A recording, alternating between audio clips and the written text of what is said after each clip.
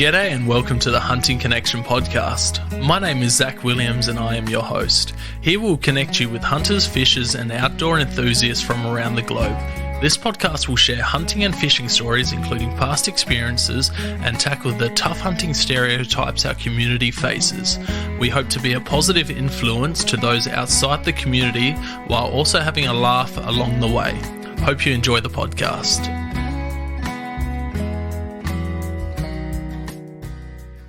G'day and welcome to another episode of Hunting Connection podcast. On today's episode, we have Ross from High Caliber Cleaning Supplies. How you going? Good, mate. I'm really good, and I'm super excited to be chatting to you. I've been actually a long time fan of yours, to be honest. Thank you very much, man. I'm a fan of your products. I got the cleaning mat as my desk mat, and that's not a product placement. I'm pointing to a bottle of the degreaser. I've seen that up there. That's just where it sits. So, no, I reckon when I first came to Australia, there was maybe a bow hunting group on Facebook and stuff, and I watched a lot of your videos, a lot of your carp, bow fishing for carp videos. Yeah, it's great fun. Yeah, I followed everything thick and thin, man. I loved it all. It was great content. No, that's awesome, mate. Thank you very much. Yeah, the audio side of stuff's a bit easier to do than the video side of stuff. I've seen the quality that everyone else was putting out, and I'm like, yeah, there's no way I'm going to compete, so I'm not even going to try anymore. No, but you had the content, I think. Rather than the quality, you had the content. Yeah, that it helped being single back then and kid-free.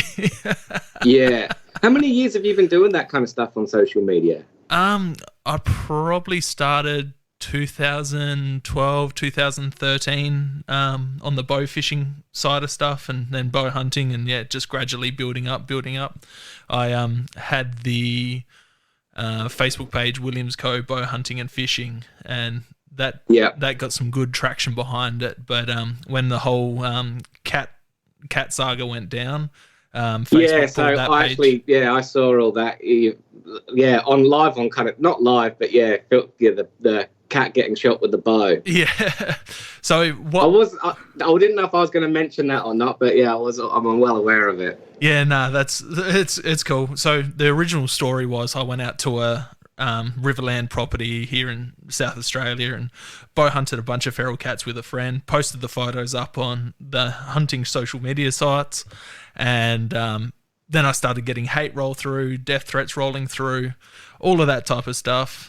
And then I got contacted by a ABC news reporter that my mum knew, and he'd asked if I wanted to do an article about the hate and that. So we went to Kangaroo Island and met up with one of my mates over there and did that whole ABC thing. And my mate shot the cat with a bludgeon because I told him to use bludgeons so it didn't tear the cat in two, because I'm pretty sure he's using a 3-blade or expandable broadhead. I'm like, we'll look better, all the cats I've taken and hares and stuff have all been with small game points. It's like the rubber bludgeons, and it stopped them in their tracks, no worries. But I shoot 70 pounds, he was shooting 63, 64 pounds. So it hit it hard, and then he's put another one in it. And it didn't look the greatest on TV, but it is what it is. But it was everywhere for a while, and sometimes any publicity is good publicity, I guess. I don't know, it's a tricky one for sure.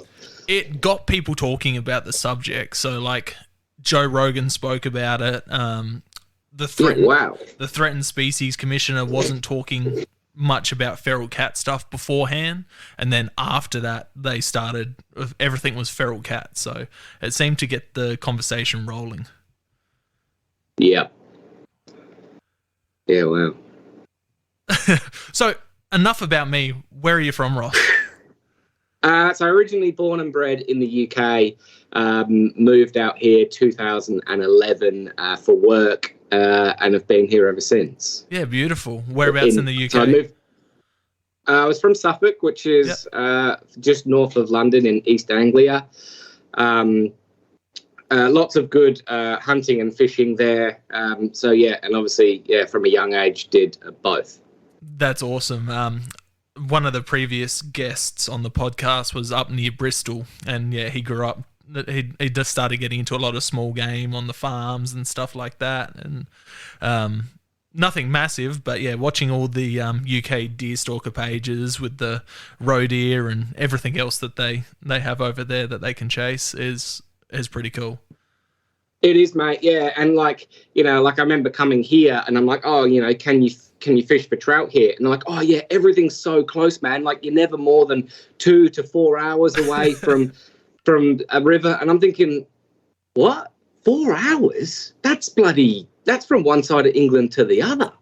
Like I've got a river 2 minutes from my house. I've got forests where I can hunt 4 minutes from my house. Like, what do you mean I've got to travel 2 hours? Like, what do you mean that's close? But hey, different country here. Yeah, man. So you did a bit of, well, just leading on to a next question anyway. So how did you get into hunting and fishing? So this is a story I do remember like it was yesterday. I don't know if I was even in school yet, but my mum and dad per se, like my direct family in that sense, weren't massive hunters or fishers, but my uncle and a lot of people around me were. Cousins and everything else, next door neighbour. And I remember going out to like a $1 or $2 shop. We call it something differently in the UK, maybe like a £1 shop or something. And there was like my first fishing kit on the wall. And I was with my grandma for the day. She was looking after me, and she was like, oh, I'll buy you this. Anyway, half the stuff didn't work. Managed to borrow some hooks and some split shot and stuff from the next door neighbour. My grandma took me to a local reservoir that was a free kind of farmer's irrigation reservoir, and I ended up catching lots of what you guys call redfin, we call perch, and rudd and roach, which are like a silvery type fish with red fins, but not a redfin. They're more of a they're slightly different fish. I think they're here in Australia too as well. But yeah, that was it really. And I wouldn't have even been in school, so I wouldn't have even been 5 years old. My uncle was a deer warden for the local council. I guess you call him a pro culler or a pro shooter here. But yeah, there's not many of them, and he managed about 3 or 4 woodlands. And yeah, got into it through him. So got a lot of small holdings and smaller farms for shooting small game. We used to do a lot of pigeon shooting. Had a lot of pigeon pie for a while. That's awesome. Helped organise some pheasant shoots, did some beating and some pheasant shoots, and then obviously did a fair bit of deer stalking. My uncle always liked someone to go with him as a hand.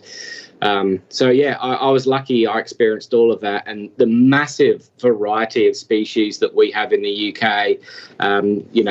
Whether that be deer species, wing species, whatever. There's a huge amount that's on the cards there to be hunted. Yeah, it's a crazy amount of different. Well, it's not a crazy amount, but there's a few cool deer species over there. What is it? It's like roe deer, muntjac, sika, red's fallow. Yeah, so we had muntjac were probably like our staple. That was, I guess, the kind of the samba of Victoria. They're very prevalent here in Victoria, and we had a lot of muntjac. We also had CWD, which is the Chinese water buck, so the Chinese water deer. Roe, a lot of roe, obviously native to the UK, the roe deer were. We did shoot a fallow, and we shot a red hind in the time that I was hunting with him. But we were well known as having some of the best redheads in the country. Size and mass, scored on the point system. We use a different system over there. I can't remember what it's called. But yeah, so yeah, lots of deer on offer, but yeah, just the birds, blackbirds, crows, pigeon, lots of different, pheasants, quail, stuff like that you could hunt on farmers' fields, especially on the peas. When the peas were coming through, farmers would almost pay you to set up and shoot on them, and you could get into the hundreds. You could get cricket scores on the pigeon. It was so much fun. That's awesome. So obviously deer are managed completely different in England than they are here. So from my understanding, you have your what, like you said, what your uncle was, who manage these farms. Then people get their deer stalking license. They pay to go on these properties. It's a little bit different. So you'd have farms and estates and estate farms, and they would have a gamekeeper on those farms. Then you would have council land or public land where people can go and walk their dogs. And then the council would employ either a local gamekeeper or someone to become deer warden of that area. So there's no like, hey, I want to wake up one day, I want to become a deer hunter. That's all right. I'll just go get my firearms license and I can walk onto some public land. Where I'm from, that didn't exist. There was estates that you could go and hunt on. You could pay for guides. You could get access to private properties if you had the right credentials. But there wasn't this level of freedom. I don't know if that's the right word, but there wasn't that level of, like there is here in the UK, where you could just go to somewhere like the Vic High Country in a legal part and then, go off and park your car and go for a stalk. That type of hunting didn't really exist. We also had to phone the police when we were going out, give them they gave us a number and we told them where we were going. So if people heard gunshots in the area and they phoned the police, they'd be like, yeah, we do have a deer stalker in the area. Because some of the woodlands that we hunted or culled were very close to people's properties and everything else. So I remember walking through a suburban estate with a rifle to go down a little alleyway to then get access to some woodlands, it's quite different. There's no real wilderness, not in Suffolk, not where I'm from, where we hunted.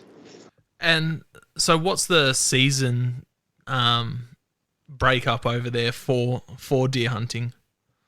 I can't remember exactly. I think munkjack mostly were open all year round, but you could shoot some sort of deer all year round. So it might be like red buck or red stag in season, fallow buck in season, munkjack buck in season, and then munkjack doe or whatever. They're all even the males and females had different seasons. Yeah. But yeah, I can't exactly remember what they were, but I do remember a lot of times sitting in, we call them high chairs, you guys call them tree stands, sitting in a tree stand, seeing a deer that was out of season. You weren't allowed to shoot that one, and that happened, more often than not. I bet. Is the fallow and red deer rut, is that around September? Over there? Not sure. And we never hunted rut. Most of the meat all of the meat was harvested. You had to do an autopsy on the animal, do a kill card for the council for all the culled animals. There was one time that we did shoot a fallow in the rut, and it was the meat was almost unusable. Yeah. You soak it in milk, do all of those things, but yeah, we avoided shooting them in those periods just for quality of meat, basically. Yeah, that's another different thing. You have to take it in to go get checked off and to a proper butcher almost. Yeah, well, so my uncle had all those credentials. He had butchering, he had food hygiene. He was actually licensed to be able to sell the meat him personally, and he did make a little bit of a living off doing that. Yeah. And if it stinks to high heaven, it's tricky. It's a tricky one to sell, Yeah, I've had a conversation about that to someone else before. We were talking about that, and yeah, it's all coming back to me now. Yeah. So, had you transition into coming over to Oz and then getting into hunting over here? What was the process like for you? Yeah, so obviously always hunted in the UK, came over here on business, probably took a year away from hunting and fishing, really just enjoying the big city life of living in Melbourne CBD and working in the CBD. And then I joined, what I can't remember what it was. I was with my partner at the time that I've been with for a long time and met her. I was only here 2 or 3 weeks before we met. It took us a while to get serious, but we were at a show. Maybe it was a fishing show, maybe it was a 4-wheel drive show, can't remember. And I probably only had been here a couple of years, and I'm like, yeah, I'd love to get back into fly fishing, love to get back into hunting. I went to one of these shows, ended up walking away with a fishing rod, joined a fishing club, met some guys in the fishing club that also hunted as well, and then started the slow process of, as a non-resident, non-citizen, getting a firearms license, and that took probably 6 years. What's the process there? So if you're not a citizen and that, is it much different? So I applied for a firearms license like anyone would, got knocked back, had to appeal it. Then I had to wait for a different visa to come through, for then I could appeal it again. Eventually got it. But yeah, it was a long-winded process. I needed lots of evidence from people in the community, people I'd worked with. Luckily, I'd been in the fishing club for a few years, so I got the president of the fishing club to write a letter, say that, Ross has joined the fishing club. He's assimilated in the community with Australia. Blah, blah, blah. I got a letter from my uncle in the UK with credentials from the UK from what I'd done in the past. Ross has had some experience deer stalking, blah, blah, blah, and all this kind of stuff, and basically appealed the rejection. It wasn't a rejection. It was like, we're not going to give you this. We're not denying you, but we're not approving you. You've kind of got to prove us why, and you need this visa. So I had to wait for some evidence to mature, get a visa, and then but I was bow hunting in that period, so I wasn't like, I'll just wait. No, I was bow hunting in that time. That's awesome.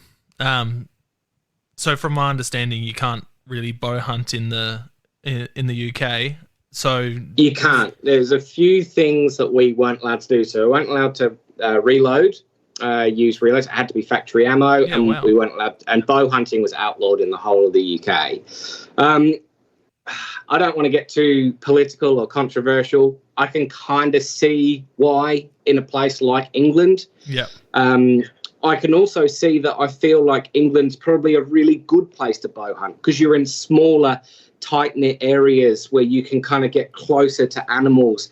Obviously, an arrow does not travel anywhere near the distance of a rifle does. It's Definitely probably not. safer in some regards. And it just feels more, you're in these ancient woodlands that are medieval and Robin Hood and everything else going on. Like, it's part of our culture.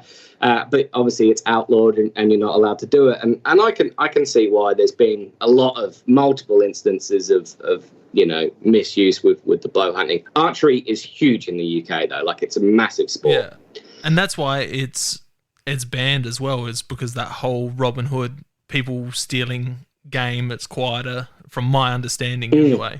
That's why it's banned in the UK. Yeah, poaching's pretty big in the UK.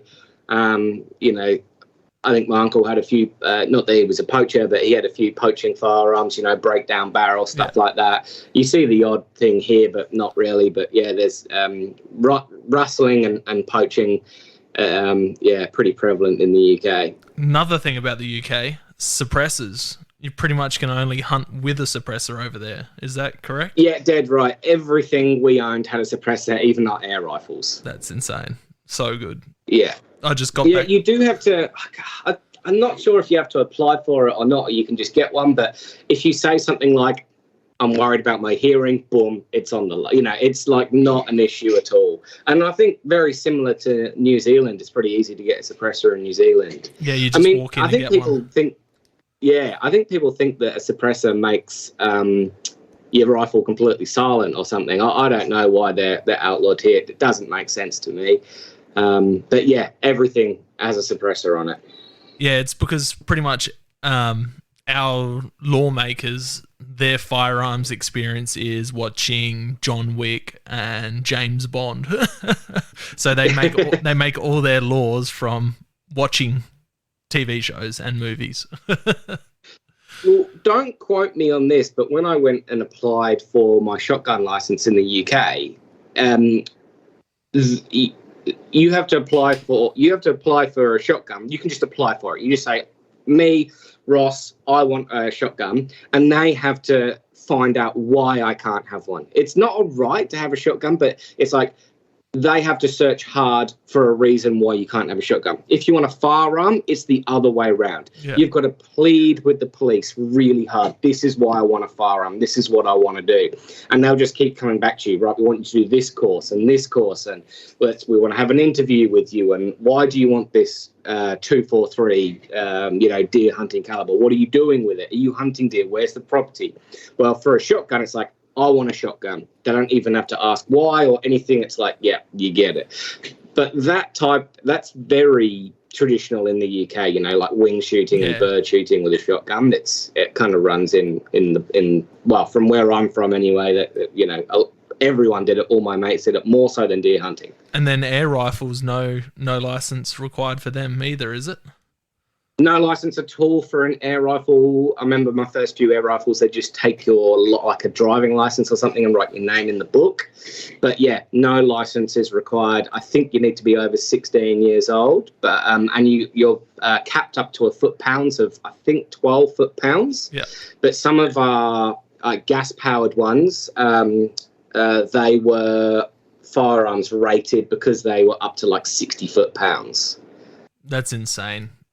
It's like as bizarre as some of the laws are over there, some of them just make sense compared to Australian firearms laws. Yeah, it's I like, obviously I've lived in other countries, I now live here, and I'm like, take road for instance. Huge congestion in Melbourne. There's like 2 million cars in Melbourne. There's like 10 million cars in London. My most hated place, Melbourne. Yeah, why don't they just go, hey, London Council, how do you get your traffic to flow? Oh, that's what you do. You've got less many million cars. We have half that amount. Oh, maybe we'll put that in Melbourne. So, no, don't learn from anyone else. Just, I don't know. That's just me on a bit of a rant. But, it does seem weird that, I'd love to see the stats of suppressors being used in crime in New Zealand and the UK, and then Australia denying that they're, going to increase crime or something. Do you know what I mean? Yeah, so Firearm Owners United, they did a campaign, I think it was September of last year, Suppressor September. So they had a bunch of campaigns and articles where people could mail in their MPs and other government officials. And one of my mates did it. He got a reply back from his MP, and then his MP asked the firearms branch, and they pretty much said, it's a safety concern. We don't want suppressors because it's a safety concern. We're afraid criminals will break in and take them. Yeah, see, this just doesn't make sense to me. I'd seriously, if they, they were legal and you could go and purchase them, I'd be the first one out to get one. I'd shot a 300 Win Mag in New Zealand my last trip that was suppressed, but I was in such a high and such a rush to shoot the animal that I didn't really take notice of it.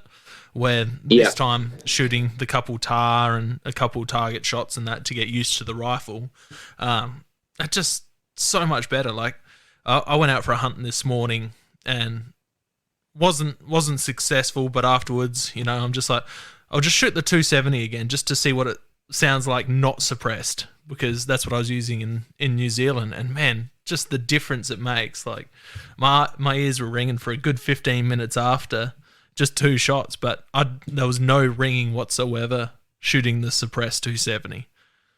Yeah. No, it's definitely going to protect your ears. And I know like a couple of good mates of mine, one good mate of mine in particular that's a hunter too, and he works in an industry where hearing's huge for him, and he's worried about shooting guns. He's like, look, I need my ears for my job, and if I could get a silencer or you could hunt with, you could stalk with earplugs, which you can't really do. He'd be more willing to go out a bit more and do a bit more of it. But yeah, it's a shame. It's a hard, like I've taken earmuffs out with me before, and it's you're trying to dick around to put them on before you shoot, and you don't really want to stalk around with them on because you can't really hear what you're stepping on and stuff. And then you get those noise cancelling ones as well, that amplify the noise around you but cut off over a certain decibel. But it's just something else that you're going to get hot wearing. Like, it's bad enough wearing a beanie or a hat while you're out sometimes if you're moving fast enough and sweating, let alone wearing earmuffs on top of that. No, you're dead right. But yeah, it's Australian gun laws is just so complicated and so silly, and we're getting that way with hunting laws too, unfortunately. Yeah, look, I think everywhere is. It's not unique to Australia, though. Yeah, but yeah, everyone else is... Like, even in the US, they don't allow silencers, you know? They're slowly swinging around. I think it's about a year process, but some states, and you can get a federal license to get them, and some states it's okay, some states it's not. But yeah, it's a silly one. But let's move on to a lighter note. Yeah, let's change subjects. What do you do for work? So I work at the Flyfisher in Melbourne CBD, which is basically a fly fishing exclusive tackle shop. Awesome. I've played around with fly fishing. I'm freaking terrible at it. I've got a shitty rod and a shitty reel, so I'm sure that that accounts for it.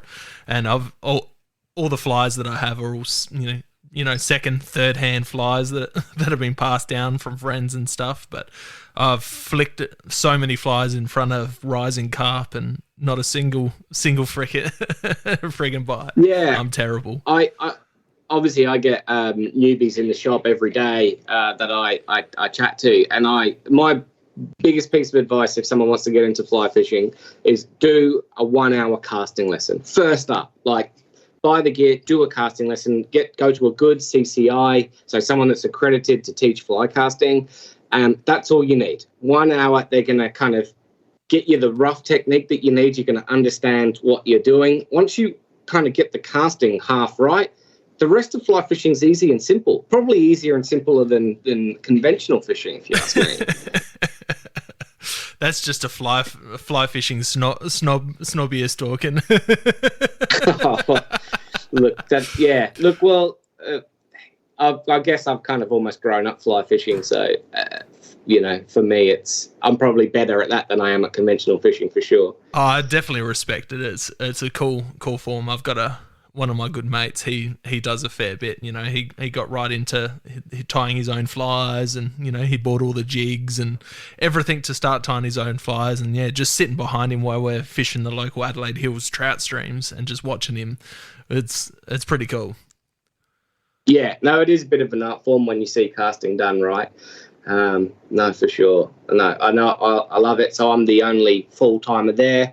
And we've got some part-time and casual guys. And, so host trips most of the time, like, in the shop, selling gear, customer service, all of that kind of gear. But then, twice a year or whatever, host some nice trips and, get out and fish with our clients. So for someone that wants to get into it and just dabble in it, what do you think of those, those $100 and something pen combos just for someone?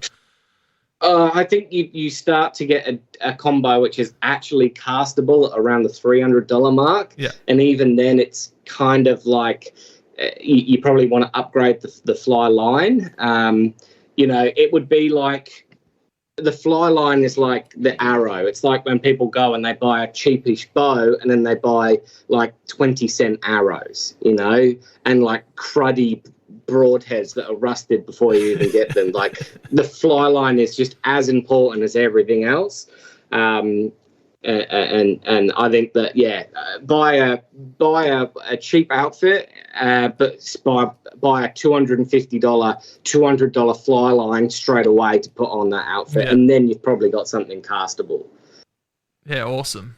Yeah, like I said, I think I originally bought one of those pen outfits and failed with that, but one of my other old good mates, he got a custom one-piece blank that someone made, and he handed that down to me, and that's what I currently have. But it's still got that shitty pen reel on it with the same shitty line that it came with. So I mean, don't worry too much about the reel. That the line, that's probably your most important piece of gear. Like, you know, if I was to give someone advice about freshwater fly fishing, spend all of your budget on the line, and then whatever's left buy your rod, and then scrape the bottom of the barrel for a reel, you know. Yeah. And that way you're actually going to have something that's castable. I mean, we all know it with archery gear, right? We probably all start out with archery gear, and every single arrow goes everywhere, not where you want it to go. And it's not until you start optimizing your gear, spending a bit of time tuning it, and you buy decent gear, that the arrows start going where you want them to go. Yeah, awesome. No, that's some great advice. What about for flicking around for carp? What type of fly would you recommend for surface feeding carp? I fish a few different flies for carp. I fish a 7-weight rod, so something a little bit heavier, and I fish a line that's got all of its mass up front, so a very short tapered line. So that gives you a lot of accuracy for close quarters fishing, and you've almost got to cast the fly into their mouth. You know, You've got to feed it to them. So there's a couple of flies I like. Fur flies with a red tail, which is like a black kind of rabbity kind of fur, basically the whole shank, and then a red tail. A woolly bugger, which is a fly that if you fly fish, you know. And then a carp bitters, which is kind of like almost like a woolly bugger crossed with a bit of a saltwatery type pattern as well. Just something kind of black and ugly with a bit of colour to it, maybe a bit of red in it or something as well, you know. But mostly a all black fly. Yeah, awesome.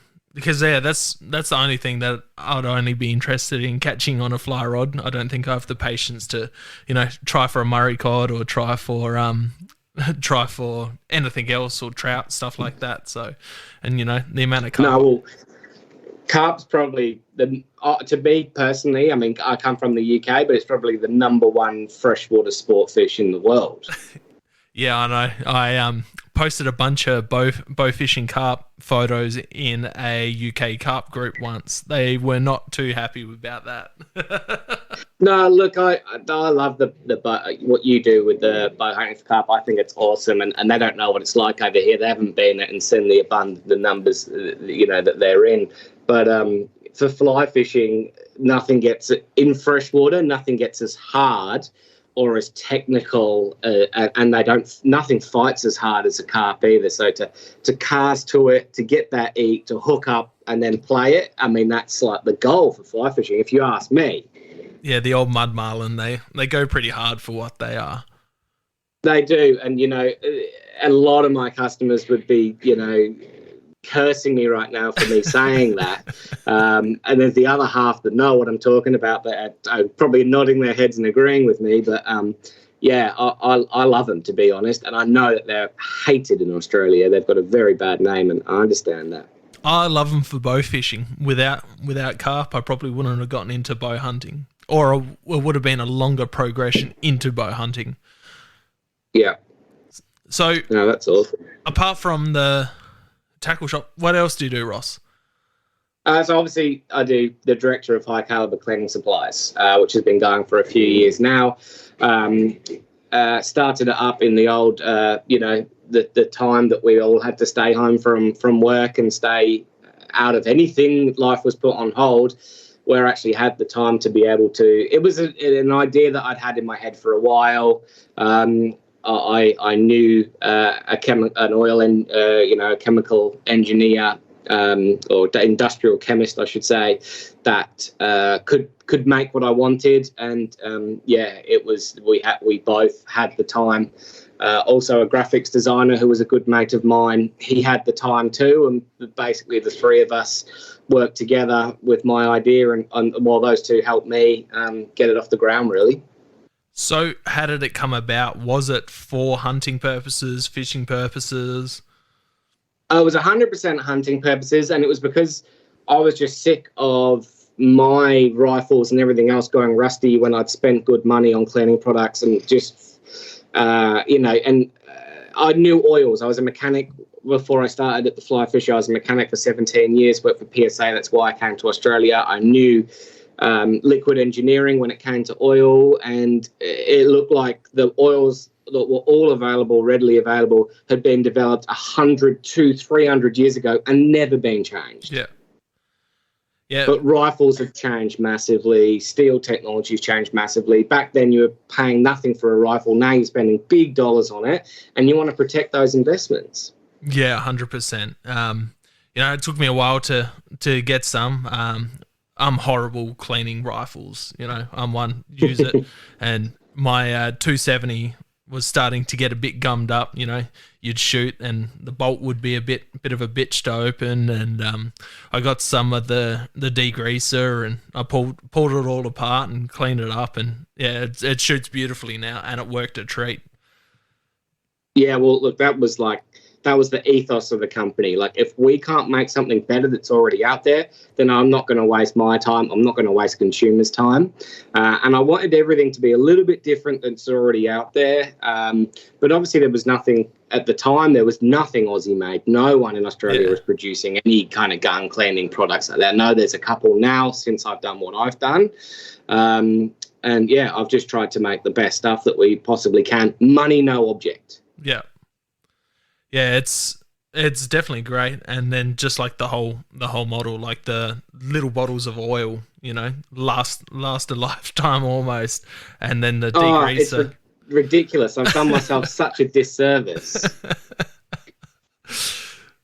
People like 2 years later are like, mate, I'm still on my first bottle. I bought 2 bottles from you. I'm still on my first bottle, and I hunt every week. And 2 drops covers my entire rifle. I've not had a rust spot since. So yeah, really done myself a disservice. But I've made a product that just, it thins right out, but creates that polymetric film on a barrel. And, if you care about your investment, it's the only oil to buy, really, I think. It's, definitely given me more of an understanding of cleaning. I've watched some of the cleaning videos out there, and, there's Impact Dynamics did a bunch of videos on how to pull bolts apart and stuff like that. So I pulled the whole bolt apart and degreased everything and cleaned it, and then oiled everything up, and beautiful. I picked I didn't get it off the website. I picked it all up from a little Mount Barker gun shop here in South Australia, and they've got a bunch of oils and the degreaser and the mats and stickers and that. So it's like the first thing as you walk in, you see it there on the right hand side on the shelf. That's wicked. Cam, who's running stuff in there, he's a big fan of Send It Mate. So as soon as he heard it on Send It Mate, he started ordering it through the store straight away.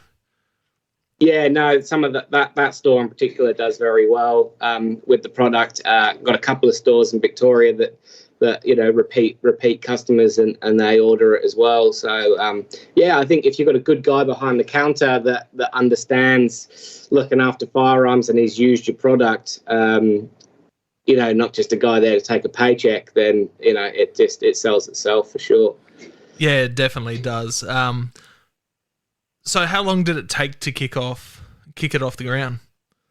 I reckon it was from producing off the oil to actually selling it legitimately was probably 12 months. And then it was probably 18 months from the first production of the oil to the website and starting to sell it on the website. So I sold it a little bit on Instagram before we built the website, just to see if there was any interest in an Aussie made gun oil, and if people were happy with what they already had. Sold really well on Instagram, just via DMs. Yeah. And I was like, yeah, cool, I'll get a website. But yeah, we had when I spoke to the company, so it's a famous company in Australia that makes a lot of oils. They're a well-known name. I know the guy the head honcho there that runs the whole show. When I first kind of spoke to him about what I wanted to do, he's more than happy to help. And I think he thought it was going to be like, oh, we've made stuff like that in the past. This was just going to be, a one-shot wonder. I'll just formulate something, we'll blend it, we'll come up with how many hours and how many products it's going to take to mix it and blend it, we'll bottle it, and we'll see how we go. And there was a smell, and we didn't like that smell. We had to change that. It was too thick, it was too thin. So yeah, it was a bit of a roundabout to get the oil right. And then we settled on 2 oils, and I sent pretty much 2 oils to everyone I hunted with, and a lot of other people like Rob Herbert and a lot of other guys in the industry. And pretty much everyone just picked one of them. They all picked the same one. I was like, yeah, cool, that's the one we're going to go with. It was slightly thinner. It was slightly thinner than the other version. And it was game on from there. And yeah, I've had nothing but good feedback. Yeah, that's awesome. It definitely. I can't remember if I was following before you were on Send It Mate. I'm pretty sure I was. But yeah, it seems that it's definitely blown up, and it's good to see everyone backing Australian businesses. Yeah, so my partner, who's been off work for a while with our two children, went back in between for a little bit, but only part-time. She's kind of the one picking, packing, sending people, writing people little notes. And no, it really is a family business. We can both bottle oil. And pretty much everyone that we buy from, so like the bottles come from a place in Australia. The labels get done by Wild Creek Graphics in WA. The oil's made in Melbourne. So look, there is a few imported products on the website, but pretty much everything is sourced within Australia. Like all our mats are printed in Australia by a company in Melbourne. The stubby holders are actually fully made in Australia and printed here. So we do as much. Obviously, the oil, the bottles, the labels, all of that. If you buy a bottle, that's like 100%.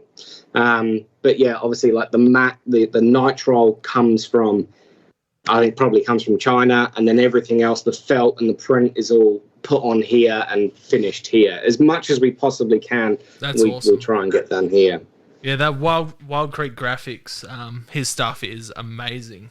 I love watching his stuff pop up, and it's awesome stuff. I hit him up. I'm like, hey, you're constantly backing outdoor businesses and the community. I'm like, do you want to come on the podcast? But he said he's a pretty quiet guy, and he's not into public speaking. I'm like, nah, that's cool. Just keep on doing what you're doing. I'd love to hear him on a podcast too. But we use them through the Flyfisher as well. My day job, they do all of our stickers and stuff as well. So look, they're great. They're just such an easy company to deal with. Their service is 5-star. Not too pushy, they're not too anything. You tell them what you want, They do it exactly as you want it, and then they ship it to you super fast, and it's always a fair price. Nah, that's awesome. You're gonna laugh at me. The degreaser, the smell, that orange citrusy smell, I love it. You know how you get the incense sticks that you put like a scented bit into a bottle, and you put the sticks on top. I put some of the degreaser in one in my podcast hunting room, and that's the smell of the podcast studio is the degreaser. Yeah, no, that's great. And a lot of people, when I produce my oil, were like, oh, I love the smell of G96 or whatever that gun oil is called. And I'm like, well, cool, we're never going to produce a smelly gun oil though, because that's going to be on your gun while you're hunting. Yeah. And I wanted it to be zero odor it was purely designed for the hunting market. But the degreaser and other stuff, yeah, great. We can have a smell in that, enjoy it. And everyone likes that citrus. But it has got it's not citrus or citric acid, but it has got an orange oil in there, which helps with the cleaning. It's also a biodegradable cleaner. So if you spill it on the ground, it is gonna break down. It's not going to be harmful forever. And yeah, the amount that you have to mix with water with the degreaser is great too. Like people are using it to wash their cars down and stuff like that, because you can get so much out of a bottle. I don't know if you saw my story a couple of days ago, but there's a guy who's like a service technician on the road who always has 40, 50, 60 litres of oil in his trays and loads of it spilt. And his company said, mate, you've got to clean your truck up. And he'd used all of their degreasers, nothing had got rid of it, mixed up some of mine, I think 3-1, he said, and it cleaned it. You saw the end result, it was spotless. No, that was incredible, especially just, him reaching out like, hey, do you want to see the results? And you're like, yeah. Yeah, for sure.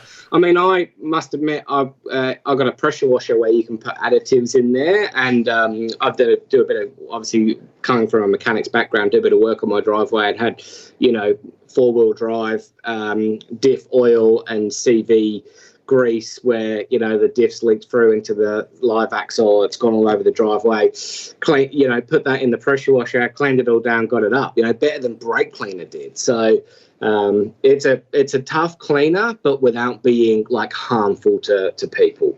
That's awesome. That's so good. What other products do you have? You've got what, knife oils?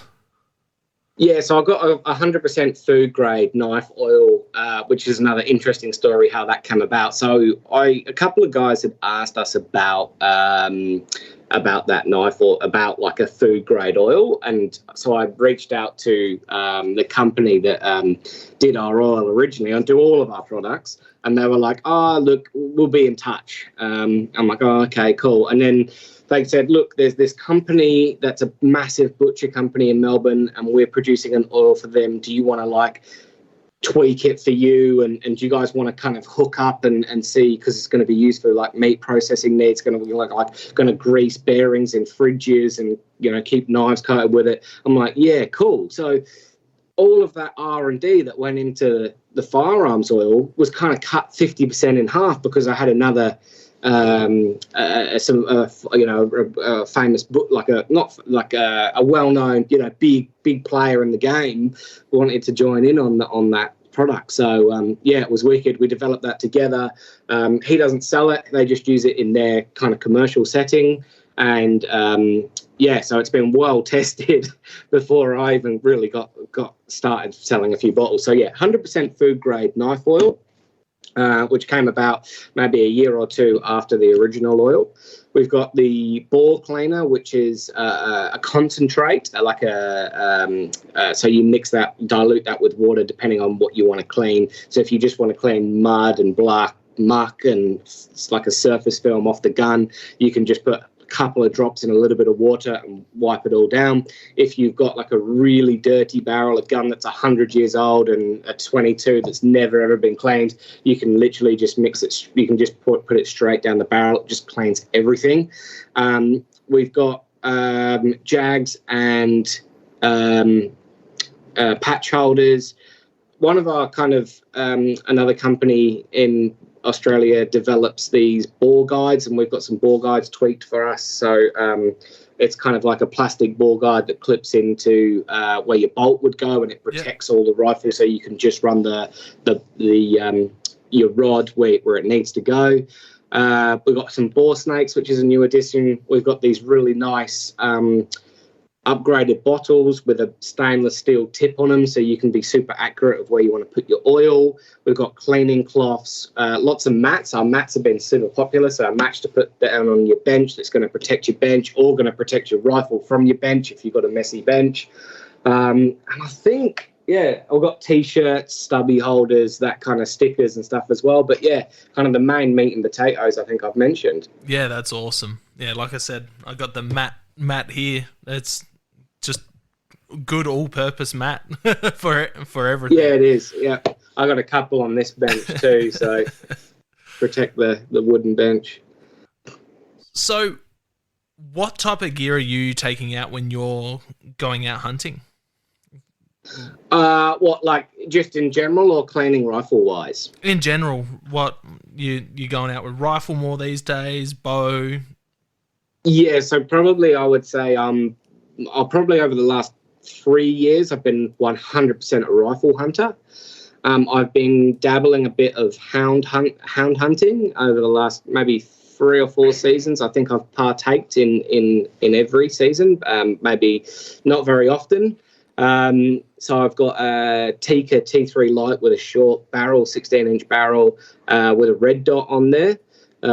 Perfect. Love that gun. Super light. Take it anywhere. You barely know you're carrying it, and then it does the job when you need it to do the job.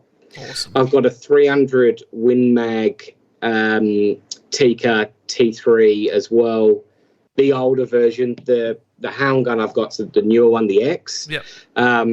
And I've got both running Zero Tech scopes. Got a good relationship with Zero Tech. and that's my stalking rifle. Can't remember the zoom of the scope. It's not one of their top end scopes, but it's one of their good ones. That's taken a lot of animal stalking. I probably stalked just as much last year as I did hound hunted, and had a lot. Was successful pretty much every time. And then I've got a 22 that's for spotlighting bunnies, and I've got like this crazy top of the line Zero Tech 24 zoom scope with a red dot illumination. Oh, I love it. You can snipe bunnies from 75 yards away, 100 yards. It's awesome. Yeah, that Zero Tech. I need to reach out to Ben and get him on the. It's Ben, isn't it? Yeah. Yeah, it is. Yep. Get him on the podcast. Ben Clark. Yeah. I definitely love the way that they've gone with everything, and just the reviews on their gear, and the way they back all the Australian hunting stuff is amazing too. So. It is. That will be my. Do you want me to talk?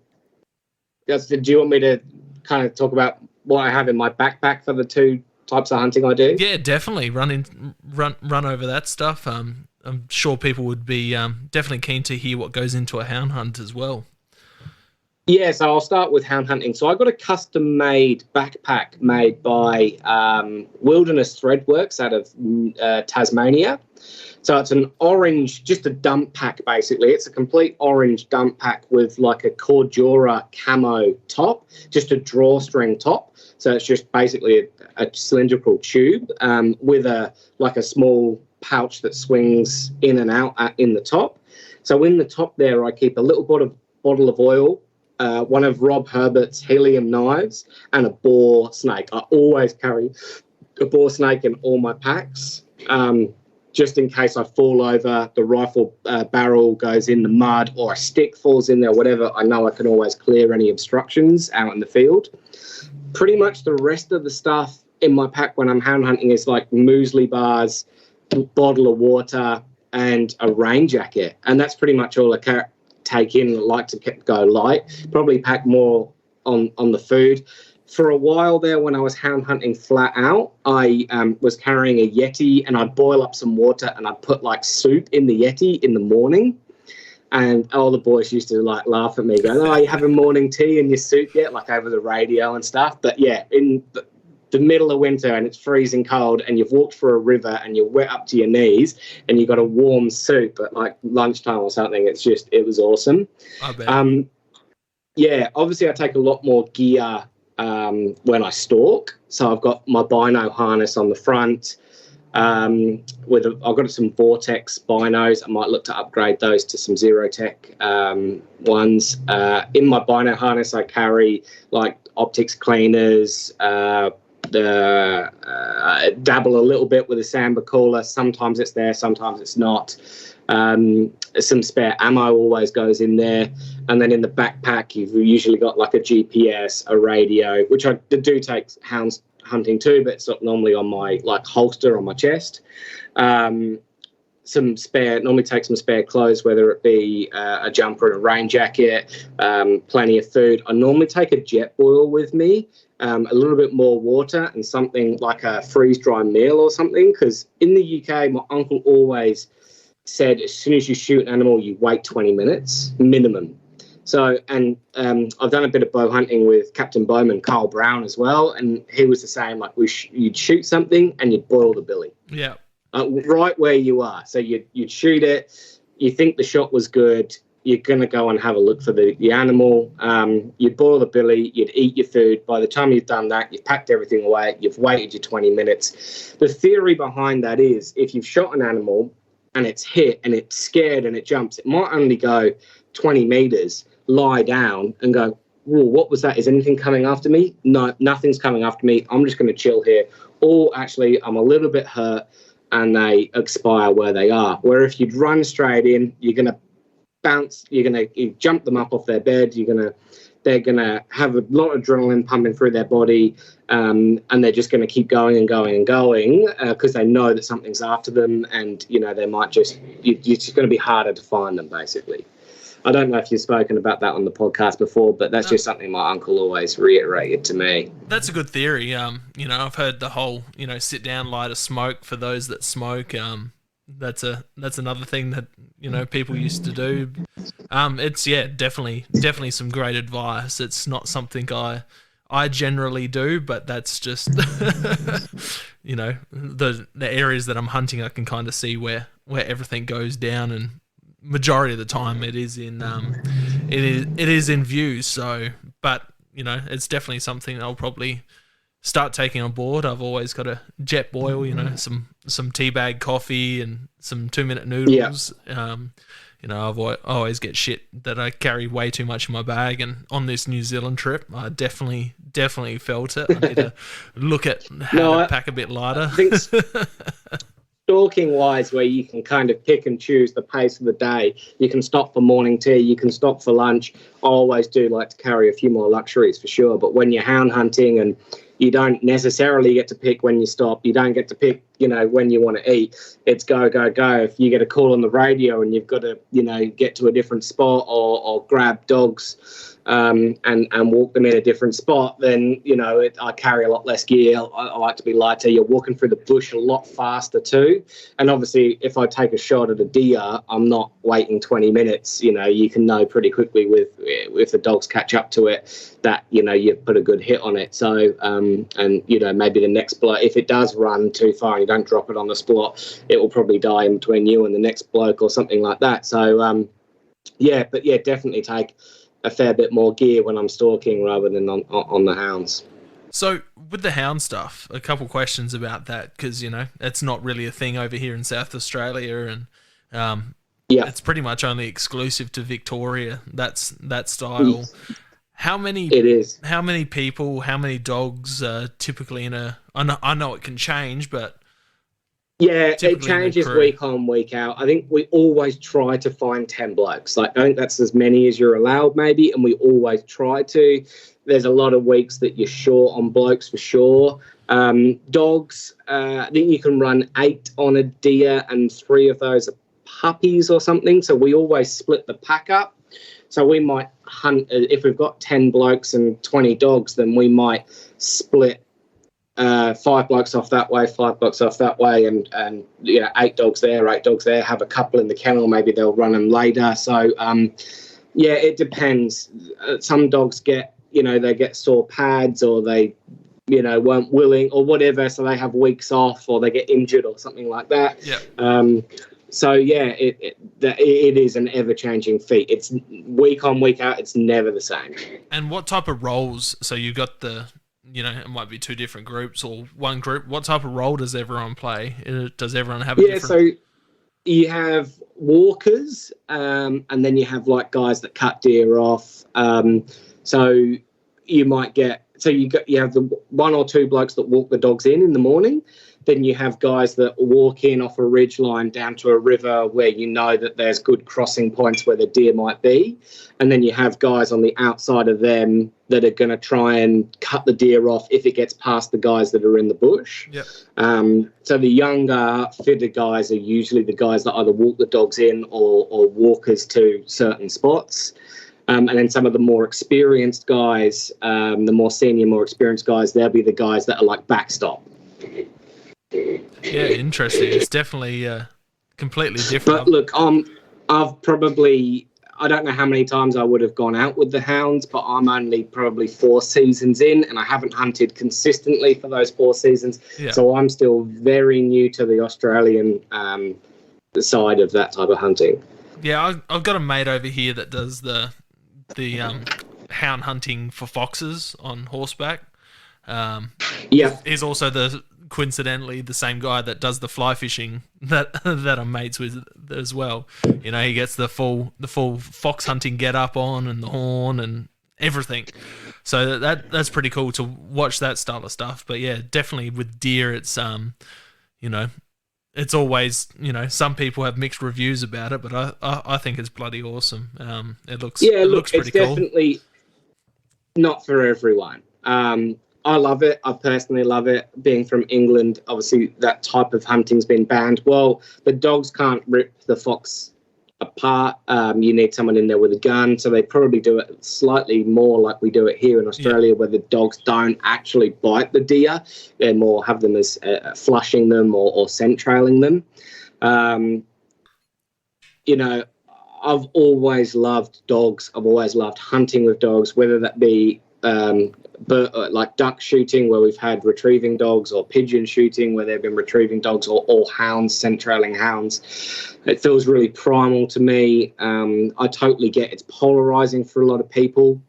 It's probably sacrificed me getting jobs in the past when people find out that you're a hound hunter. Look, I don't necessarily go out and tell everyone that I do it. I'm not going to come out and say, oh, I'm super proud that I'm this, hound hunter.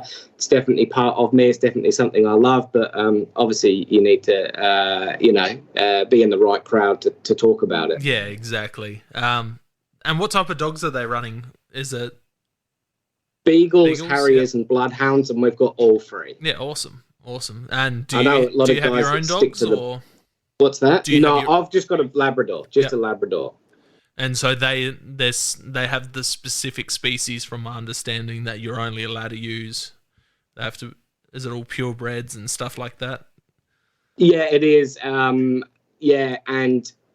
so it was foxhounds that most people used. They banned foxhounds.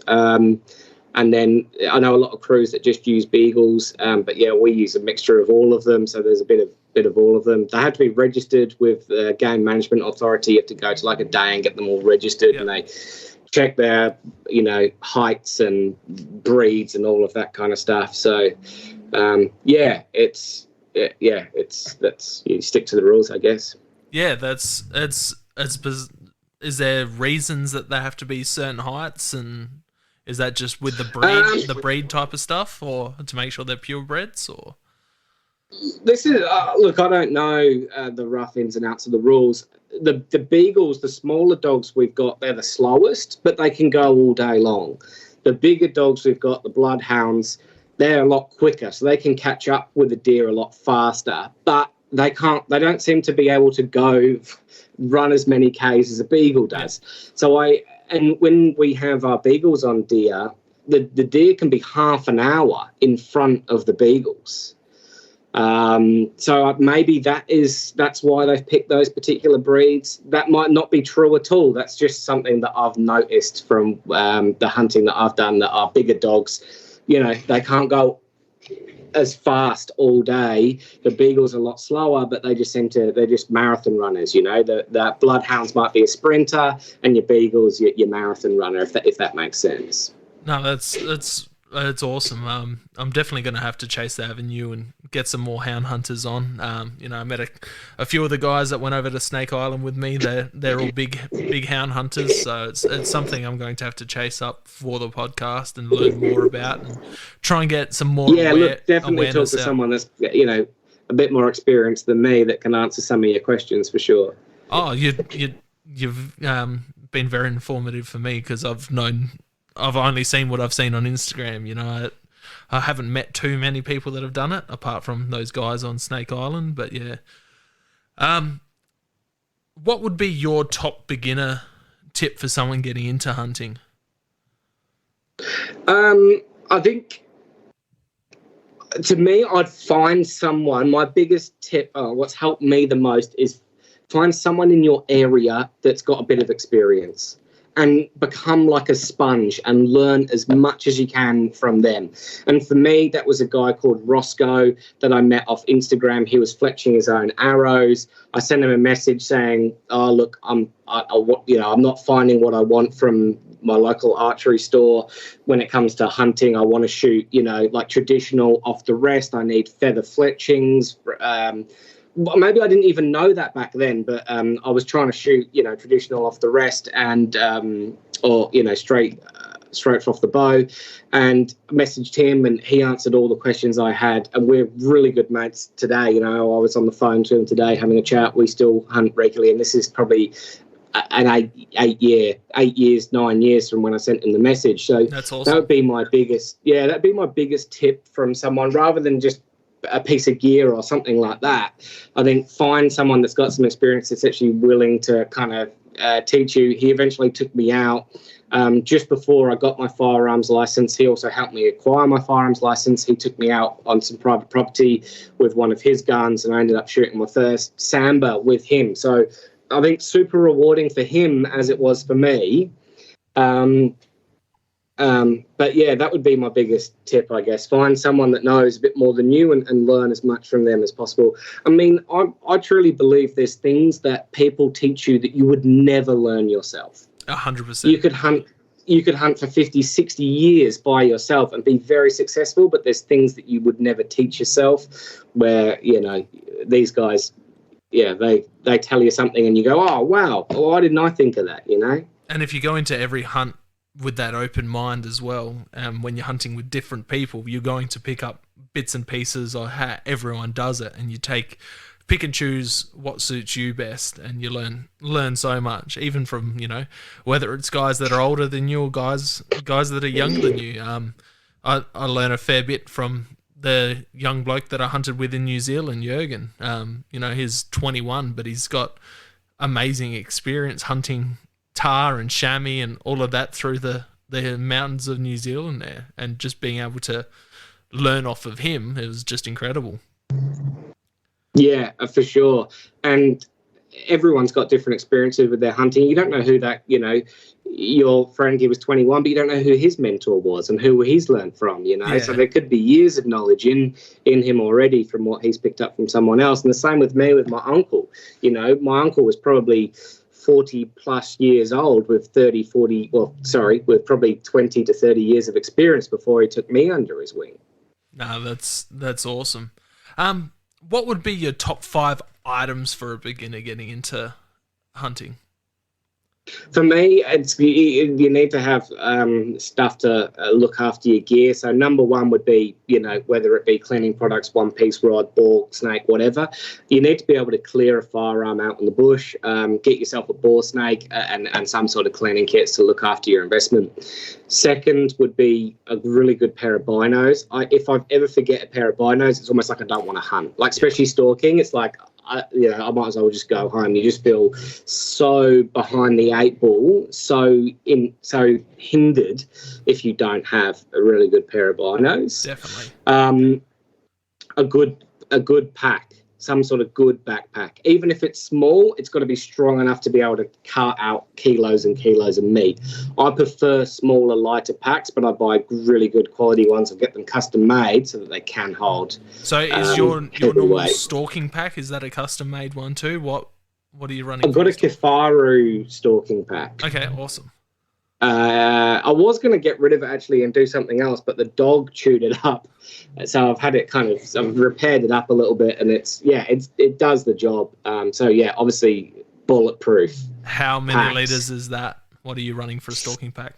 I don't know, but I've got a few. I've got like the guide lid that goes on it that adds a few other litres. I've got the Sherman pouch that adds a few litres, also folds down, becomes a rifle holder. I've got like all the adapters and buckles and stuff to go with it as well. So it's definitely not one of their real big packs. It's one of their more day packs, but then I can kind of extend it with the bits and pieces that I've got. Yeah, before I got my Wilderness Threadworks pack, I had a Stony Creek like day hunter pack. Yep. And that's like it's like a microfiber felt material, so it's super silent. That was a good pack too. Yeah, the Kiwis, they love their microfiber packs. You know, Huntec made a few, and a few of the other companies they all have their microfiber packs, and yeah, they're not too bad. For me, they're just not enough back support. I like having that bit of back support in a pack, especially if you're putting some Ks in. And No, I definitely agree. I think, that Stony Creek one's probably on its last legs. The inside membrane that holds the microfiber together is, off colour and kind of looking a bit see-through now. And I know you can't get those packs anymore, so that's a bit disappointing. But yeah, but I've got some other stuff that I can make do with. So I think packs were number 3. Give us 2 more. Yeah, I think knives and knife sharpener. So all my knives pretty much are R&M Blaines. They're all from Rob Herbert. Yeah. I've got a Benchmade, like something mountain Skinner as well. And then from Rob Herbert, I bought pretty much all the workshop sharpening gear. yeah, you need a sharp knife, and knife can be the best knife in the world. For me personally, I kind of hack a little bit, and I do need to touch my knife up while field dressing a deer. So a good one of those little field sharpeners from Workshop would be another good tip for me. And then probably the last one. Whether that be like, I love Garmin gear. I've got a Garmin Phoenix. Yep. I always, on the watch, even if I'm not tracking where I go, I always plumb the car or the camp in. So worst case comes to worst case, I can go on the watch, go back to camp. It tells me the direction. I've been bushed so many times. I've got a Alpha 200i, which is a dog tracking Garmin that does have the InReach technology as well. So it's like an EPIR built-in.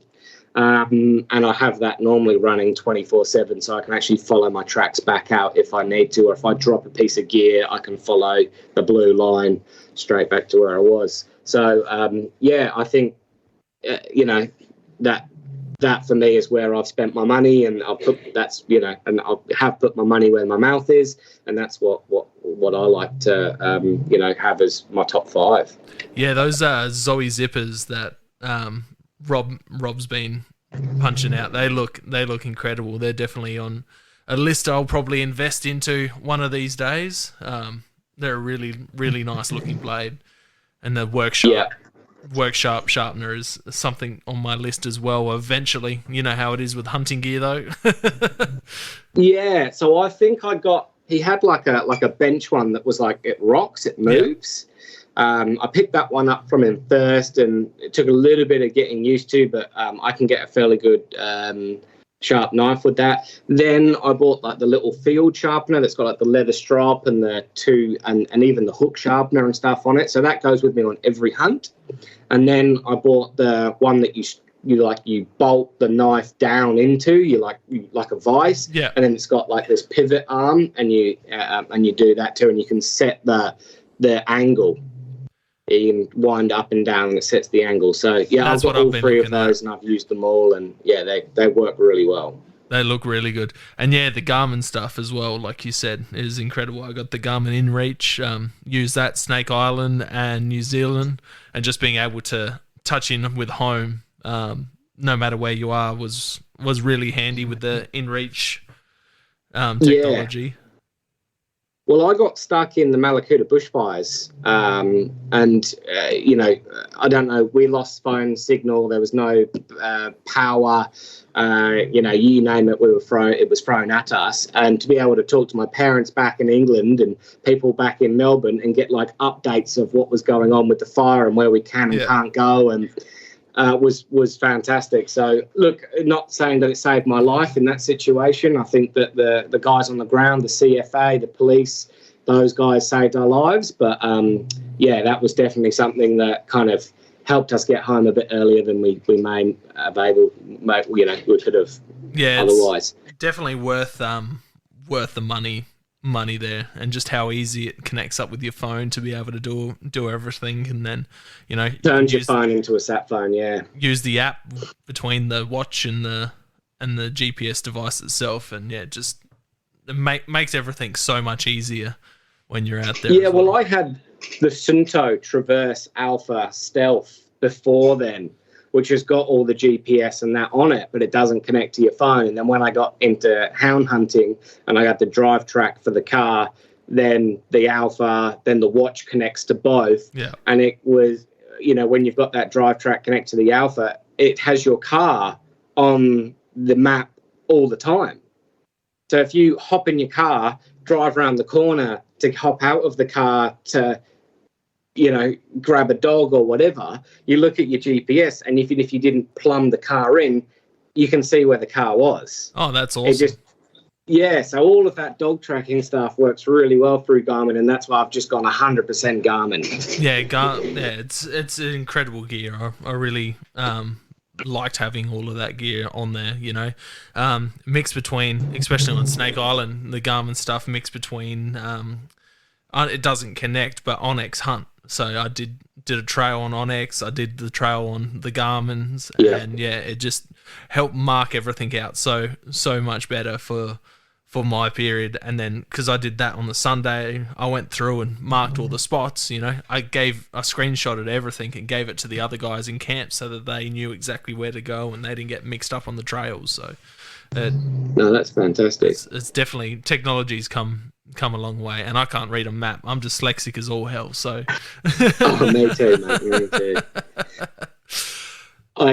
The Sunto I had, though, very impressed. That thing would survive a nuclear bomb. Being made in Finland, if you want something that is not going to ever let you down, where I had some of like the lower tier before I bought the Phoenix, some of the other Garmins that didn't have sapphire crystal and weren't made of metal, I broke a few of them and I drowned a couple of them. Like maybe they weren't as waterproof as they said they were. But the Phoenix I've got now is a Phoenix 5. Mate, that has taken swims of me. That's been around the world on flights, bashed through the bush. That's proven itself. Yeah, mine has too. It's a bit, discoloured these days from, because it's my everyday wear as well. So it just gets battered and beaten, and it's tough as bloody nails. No, they've nailed it on the head, I reckon, with that Phoenix line, especially for hunters. 100%.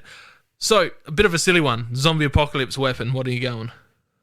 Mate, I love that little hound gun I was talking about. Yep. Stainless steel, short barrel, red dots sight on it. I'm very familiar with it. I know how to use it. I know the ins and outs of it. I've customized it a little bit. It's got a fluted bolt, titanium parts, trigger guard. Yeah, I can rattle rounds off. Being a bolt, I can still rattle rounds off with that pretty quick. And I know it's here. That's what I'm going to grab. And what caliber was that one again? Sorry? That's in a 308. Yeah, beautiful. So easy to come by ammunition and... Yeah, it's a bit of a silly one, but I'm obsessed with zombies and zombie movies and shows. Yeah, I am too, actually. I love like post-apocalyptic kind of world movies, and yeah, no, it's cool. So, what have you forgotten on a hunting trip? Oh, boots. Always forget my boots. I've been there. I'll have a pair of work boots or my Crocs or something, not ashamed to say, in the car. And then I remember on a backpacking trip, we got like literally halfway up the bush. We were probably 3 hours from home, and we just stopped the car and I go, fuck, I forgot my boots. It was like a 4-day backpacking trip. And my mate was trying to think of every scenario, and I'm like, mate, it's 4 days. I really want my boots. So he ended up turning around, going back to pick my boots up. Like, I owe him massively. Wow. I'll never forget it. I'm sure he'll never let you live it down either. No, he's been really good about it, actually. Yeah. Look, I think, he's had to do that a few times, not necessarily for me, but for other people. So yeah, it wasn't the biggest shock in the world that someone's forgot something. Put it that way. I've talked about it before on the podcast, but I left my pair of hunting boots in the driveway. So we're packing the car at like 4 a.m., chucked everything in, and there was three or four cars, and we got halfway to the Flinders Ranges, which is about a 7-8 hour trip, and got halfway. I'm like, my mum sent me a message. She's like, "Did you mean to leave these boots in the driveway?" I'm like, "Shit." Yeah. So it's one of those things. Like normally, I wear my boots on the way up there, and I'll have camp shoes in the car. But it's like ammo, in the back, in your front of your mind, that's got to come. The gun's got to come. The bolt's got to come. Clothes, you're normally wearing clothes. And boots are those, especially if you're wearing camp shoes, they can be such an afterthought. Yeah, it was. Yeah, I had to do. Yeah, we were there for like 4 or 5 days, and I was hunting in steel caps. Bought a $50 pair of steel caps on the way up there, and the Flinders Ranges is like a deserty mountain terrain and just rocky and shrubby, and but surprisingly didn't get any blisters, even though they were brand new boots and steel caps. So I did pretty well, I reckon. Yeah, good stuff. So, what's the most important item you take out hunting with you? That's a difficult one. You could say that a lot of different things are important for a reason. I mean, I guess your rifle, like that's the reason you're there. Yeah. So I don't know. I'll try and think of something different. I mean, this, we can keep it a bit more high caliber centric, and I could say something like a bore snake. I mean, you fall over and you jam that barrel full of mud. You're never going to get all that out, even if you get a stick or something to poke it down there. But with a bore snake that you can push that bit of, even if you have to get a stick to push that bit of brass all the way through so it pokes out the end, you can clear it 100% full of obstructions. And that is, I think I've said it already on this podcast, but that is something I do take with me on every single hunt. So it's not something I own yet, but it's after you talking about it and me remembering back to a couple of incidences out hunting, I reckon that's something I'm going to have to get for my kit. I was out hunting on Kangaroo Island with one of my good mates, Aaron, did the whole tape over the end of the barrel. It was pretty muddy and wet, and I've put the electrical tape over the end and I've handed it to him and he goes, "Nah, it's all good. I don't need it." And then as soon as I put the tape down, he's dropped his rifle barrel first straight into the mud, and it's just stuck into the mud like if you dropped a stick or an arrow, and it just stuck straight into the mud, bore first. And I think we spent about half an hour cleaning it out with reeds. So we got so if you had a bore snake at the time, it would have been a 2-second job. Yeah, 100%. And then that's happened to a couple of different friends out when we've been out. I've handed them the electrical tape on a muddy day, and they've turned around. No, I don't need that. What are you using that for? And then, so I will always tape my barrel, regardless of what I'm doing. I'll always put a single piece of tape over the top, and then I'll probably 3 or 4 pieces around the barrel itself just to secure that single piece in. But yeah, I'll do that everywhere. But I've been on hunts with 2 people that have both shot a foul barrel and the barrels exploded. Oh, wow. Yeah. And when I did my firearms course, the copper had this bag, and he goes, "This is what I call my bag of stupid." And there's like 4 rifles in there with barrels exploded. And he's like, this is just stupid. Like, there's so many easy ways to stop this from happening. This should just never happen. Yeah, it's something I do when it's wet and miserable, when I know it's quite muddy out. That's the first thing I do. Exactly the same. One piece of tape over the end, and then a couple around the barrel just to hold it in there nice and tight. And everyone's like, if I post a photo up and there's still tape after I've shot on the barrel, what's that red stuff on the end of your barrel? What's that black tape? Why do you have tape there? Yeah. Can you shoot through the tape? Yeah, it's funny. Yeah, it's such a such a kind of well-known thing to do to stop stuff getting down your barrel. But, I never sling my rifle when I'm hunting. So if I'm hunting, I will always hold it, and the sling's in my pack.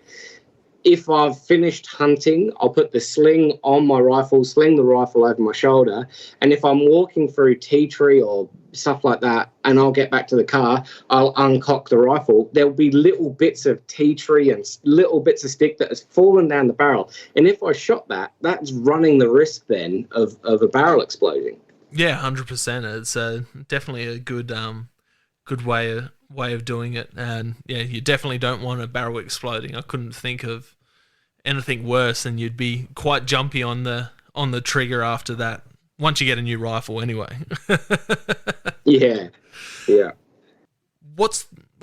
This leads straight in. What's the sketchiest, most dangerous thing that's happened to you out there? I was on the Send It Mate Boys podcast, and they asked me this stuff too, and I can't really remember. I mean, there's been so many different things. I mean, back when I lived in the UK, when we were young, we took a friend of ours' mum's car on a bit of a joyride and ended up crashing it at slow speeds, but we crashed it into bollards. So it wasn't like a fence with fence posts, but it just was the vertical uprights. Yeah. So no horizontals. And as we crashed the car, we kind of went up over the top and landed on them. And we could not get the car off. So we actually had to tell, we've taken your Mercedes-Benz and we've turned around the corner a little bit too fast and we've gone over these bollards and your car's stuck there. And it was a huge repair job because the car had actually bounced up and it had landed where the oil filter was. Oh, no. And it had smashed the oil filter and the oil filter housing into the block of the engine. So, the one weakness of an engine, that's where it penetrated. So it was like 6-7 months before they got the car back. It was, but I was actually in the boot with no seatbelt on. So I'm really incriminating myself here, but it was a very, very long time ago, the other side of the world. But yeah, there's lots of things that, lots of risks and stuff I've taken. I mean, I've travelled quite a lot, and you can get yourself into hairy situations overseas. You can be very naive and think everything's, like a first world country like England, or how safe Australia is, and you can get yourself into trouble overseas for sure. And then all of a sudden you come to a realisation that you're with these people in a foreign country and you probably don't want to be here. Yeah, Cody Gearon, he found himself in that situation on the way to one of his hunting trips. He stopped in Saudi Arabia and got kidnapped by a taxi driver. So that's unreal. He knows full well by how easy it is to get in a sketchy situation like that. What about the funniest thing that's happened to you while you've been out hunting or fishing? I've done a lot of. So last year I went on a trip with my boss to Albany Island, which is an island in between Australia and Papua New Guinea, off the top of Cape York, so off the tip of Cape York. Yep. And our guide got COVID, and we had a rental boat. So it's an island with just a fishing lodge, and it's guided only. You get, that's all that there is. There's like 3 or 4 guides. There's 9 kind of clients. All your food, meals, drinks, everything's included for you, and they take you fishing from sunrise to sunset every day. Anyway, our guide wasn't there, and they gave us a boat to take out, and we ran aground. And the tides up there are different, And we could not get this boat off, and we just basically sat there for hours and hours, and we go, stuff it, we'll just go wading. So we're talking about, queens, we're talking about crocodiles, sharks, blah, blah, blah. And as soon as my boss hopped out the boat, he got about 4 steps away, and he was on this ledge that we'd run aground on. And on one side of the ledge was just a sheer drop off into blue water. You couldn't see the bottom. And this shark came out of nowhere and it was probably a 6-foot shark, and, went right up to him, almost knocked him off his feet, and turned around and went back. And I'm like, I'm not getting out the boat. I'm staying in the boat till the water comes up. So that was kind of funny but scary at the same time. That would, yeah. So what about top 5 dream animals, fish, hunting, fishing destinations? What? Yeah, I think over the last kind of year, I've done trips beyond my wildest dreams. I could have never imagined, especially working at the Flyfisher, the places I would have gone and fished. So I don't think I know what my dream trip would be. Home, the trout fishing, the hunting in England, if you've got money and time, is some of the best in the world. It's very not advertised, and it's very kind of, it's not thought of in that way. But if I had the opportunity to go back to England and hunt, anything, any deer over there with my uncle, that's kind of a bit of a dream trip, which I'll probably struggle to do that, to be honest. And to get back there, to have time away from the family while I'm there and go for a hunt would be tricky. What species did you actually take yourself while you were over there? So my uncle shot a fallow in the red, but I got a muntjac and a Chinese water deer. That's awesome. Mostly like rabbits. So I used to hunt on a property that I had access to where I could go there without my uncle. I had a couple of properties. I had a small holding hay farm, and I had a chicken property, and we'd shoot foxes and rabbits and stuff on the chicken farm. The deer hunting was as much as I could do, mostly the small game. Yeah, muntjac, Chinese water deer, roe deer, they're all very, very high on my lists. I like, especially after taking the hog deer, I like these small deer species. They're pretty cool. They're wicked. And they're pretty unique too. The Chinese water deer, especially the muntjac, that have tusks and antlers, they're pretty impressive animals. And they have the glands on the front of their face, their scent glands, the huge... Yeah. I mean, I think they look a little bit like a samba to me, but like obviously a samba is 100 times bigger. Yeah. What about eating wise? How do they rate compared to say samba? You know what? I can't really remember. I mean, they're great tasting. You know, samba is probably one of my favorite. I just remember fallow always tasting a little bit different to everything else, and probably not my favorite. But yeah, muntjac, we loved it, and that was kind of a prized eating for us. And then samba, oh yeah, like nothing really beats samba, I don't think. Like especially in Australia, that's some of the best deer. Yeah, it's definitely beautiful meat. I like the strong gamey flavour of reds and fallow.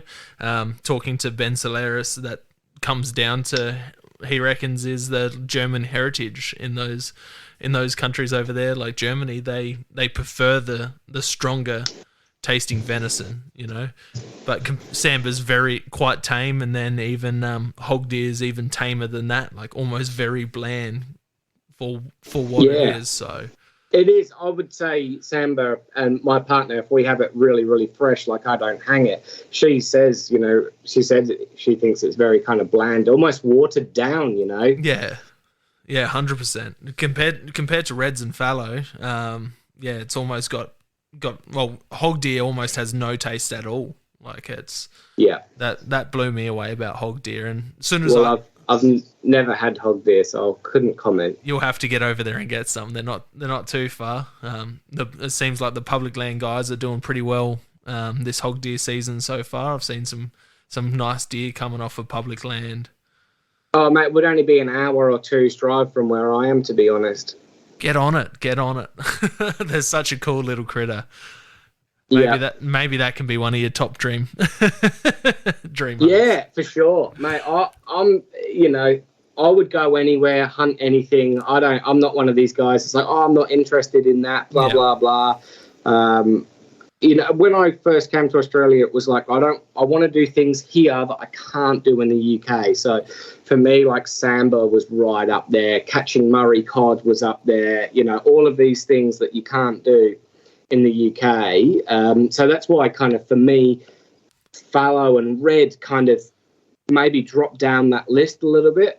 If someone phoned me up and said, hey, you know, we've got 5 days on a private red deer or fallow property, would I say no? Hell no, of course I wouldn't. But, you know, it just was never the top of the priorities list, I guess. Yeah, I'm definitely the same, like as in, you know, not going to say no to a new opportunity of hunting something different or going fishing for something different. Like if you flew all the way to the UK and you had the choice between hunting roe and muntjac or fallow, what would you choose? I don't know. Of course, it's going to be the muntjac and the roe deer, and that's it. You know, that's definitely on the cards. That's the only thing that I'm remotely interested in going to the UK for. Nothing else.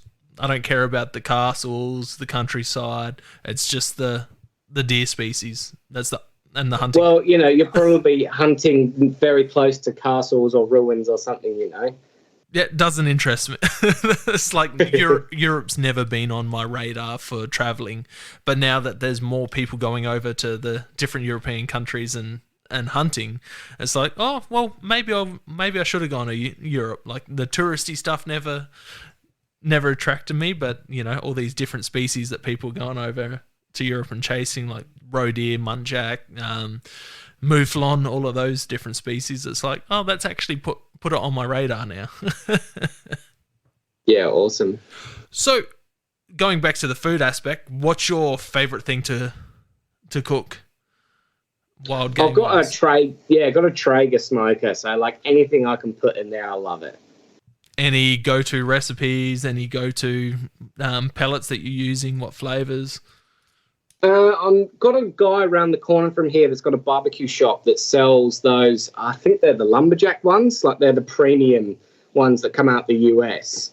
And I've just bought blends from him. So I've had like his competition blend, his supreme blend, and other bits and pieces, which are, you know, like a blend of 3 or 4 different woods.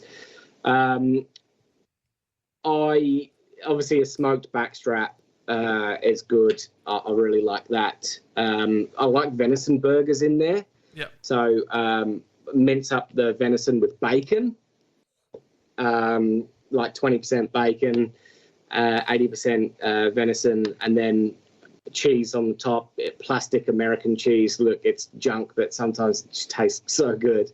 Put them in there on a higher heat for a little bit longer. Yeah, awesome. I love that too.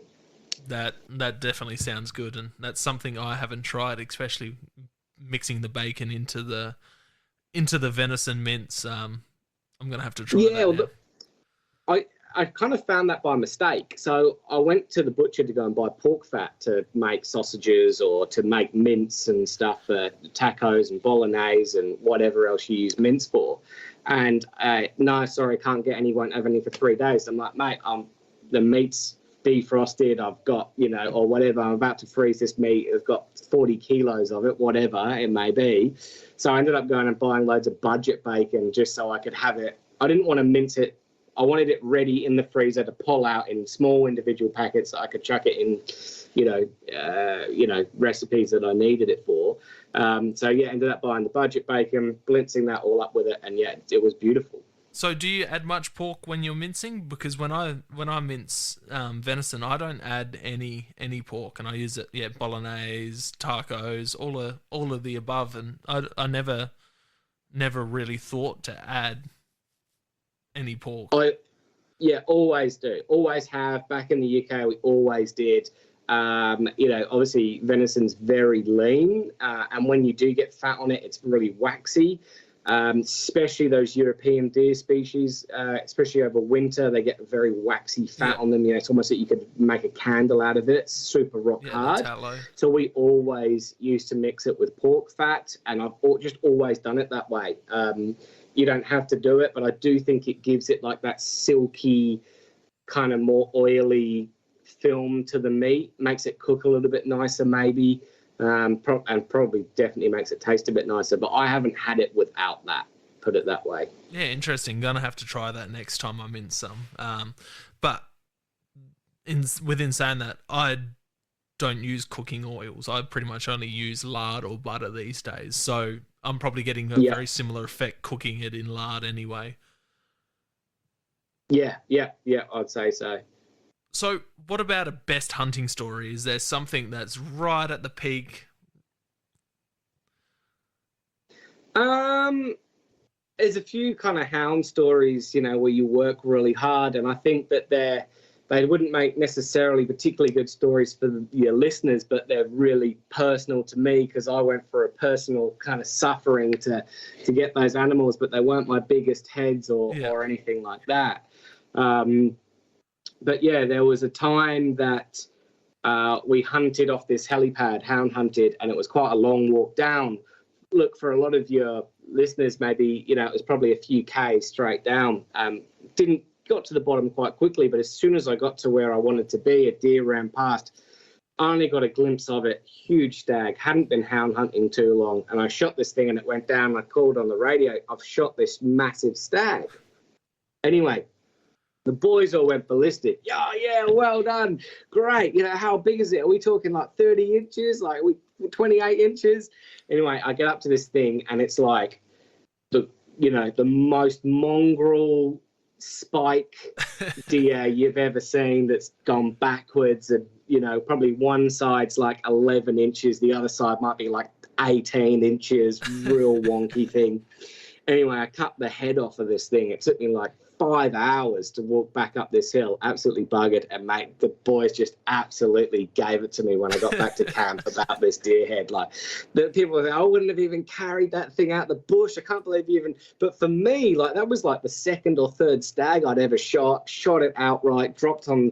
The walk for me was such a battle of mental power to get back up the hill, and it's always going to be. And I've got that head, and I've used it in a couple of my high caliber videos. It sits on my workbench in the garage in the shed, and it's always going to be a deer I'll remember. I'm gonna have to go check it out. I like those mongrel sambar heads, like the big handlebar deer that people get. Well, a couple of the guys actually said, they're like, look, if you're going to get a mongrel deer, like, you got a good one, like, you got a good good head. Like, that's something unique. Like, I've got a really nice symmetrical deer up above me here. Yeah. But, everyone's got, a nice one. But to have such a, unique mongrel was cool. Yeah, I'm a sucker for a good mongrel head. My red deer last year with Hainsey, that was a pretty mongrel head, just a weird shape, weird tines. And then the hog deer this year, same thing. It was 12 on one side and 13 on the other, or whatever it was. But yeah, it was. I love a good mongrel head, and that's what I like about fallow the most. Is they're so like a good.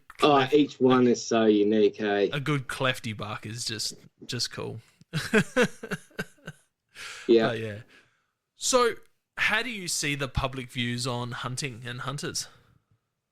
Look, I think that 80% of the population probably don't care either way, and I find that it's meat eaters that are against hunting that are probably the worst. They're the ones that you just seem to get no sense out of whatsoever. A vegetarian or a vegan, especially an educated one, you can normally kind of have a sensible conversation, and they end up going, well, I'm a vegan and these are my views, and then I go, well, look, I respect your views, but you got to respect mine, and they can. But it's those guys that will eat meat and go to Coles and buy a chicken, but then moan that you're being cruel to an animal. They're the ones I think you've got to watch out for the most. But yeah, like I said, I think 80% of people are just too busy living their own lives to worry too much about it. But like I said before, I reckon hound hunting stopped me getting jobs in the past, Yeah. I reckon some people do look on it badly, especially when you're a customer-facing, in a customer-facing role where you have some sort of presence in that business, maybe, or whatever you may do, especially if you're doing YouTube videos or something like that. I think that it's softened over the last couple of years, though. I think a few years ago, or especially for me, it seemed like there was a lot of vegans getting voices and making waves and being popular. That veganism, in what I see, seems to have almost vanished. Yeah, I can see that. So, working in the fly shop, do you come across people that are anti-hunting? A lot of our customers hunt as well as fish. And a lot of guys know me from High Caliber, know me from the shop, know me from Instagram, whatever. The guys that do know me, they'll come in and they'll have a chat about hunting too. But for a lot of the regular customers, I'm just, what Ross behind the counter at the fly shop, that they don't probably know the half of stuff I get on with, and they probably don't care.